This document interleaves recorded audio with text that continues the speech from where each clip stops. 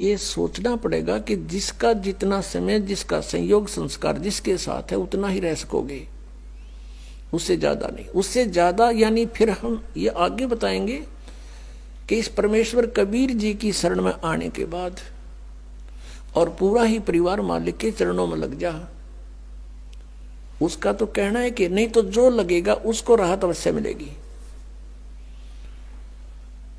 तो ये इस तरह की दुर्घटनाएं नहीं होंगी यदि नियम ठीक रखेंगे। जब लग हंसा हमरी आना और काल लगे नहीं तेरा बाणा। जब तक, हे परमात्मा कहते हैं, हे जीवात्मा, जब तक तू हमारी मर्यादा में है तब तक काल का दाव नहीं लगेगा, काल का तीर नहीं लगेगा। परमात्मा की मर्यादा ये नियम है कि 100 वर्ष तक सतगुरु पूजा, एक दिन आन उपासी, वो अपराधी आत्मा फिर पड़े काल की फांसी।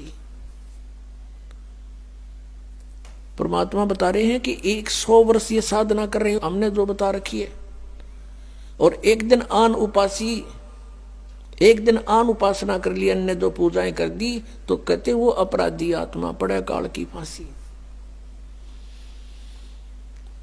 तो ये मर्यादाएं खंड नहीं होनी चाहिए। हमारे नाम को बहुत दृढ़ता से हमने नियमों का पालन करते हुए आगे बढ़ाना है। फिर देखना खेल मालिक के, तो जो निसंतान हैं उनका आगे कोई लेन देन नहीं है,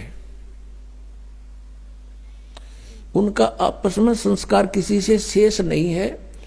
संत मत के अनुसार वो बहुत उत्तम आत्माएं हैं यदि उनको ये मार्ग मिल जावे तो। अन्यथा तो फिर परमात्मा कहते हैं वो तो जो सत साधना नहीं कर रहे, वो तो चाहे संतान है या ना है, दोनों एक जैसे। हाँ, जिनके संतान है वो भी बुरे नहीं, क्योंकि मनुष्य जीवन परमात्मा की भक्ति मिल गई, पूरा परिवार भक्ति करे, बच्चों को भी लावे शरण में। फिर उनके जो संस्कार हैं वो बहुत आसानी से हल्के होकर निमट जाएंगे, और ये अननेसेसरी चोट नहीं लागने दे भगवान।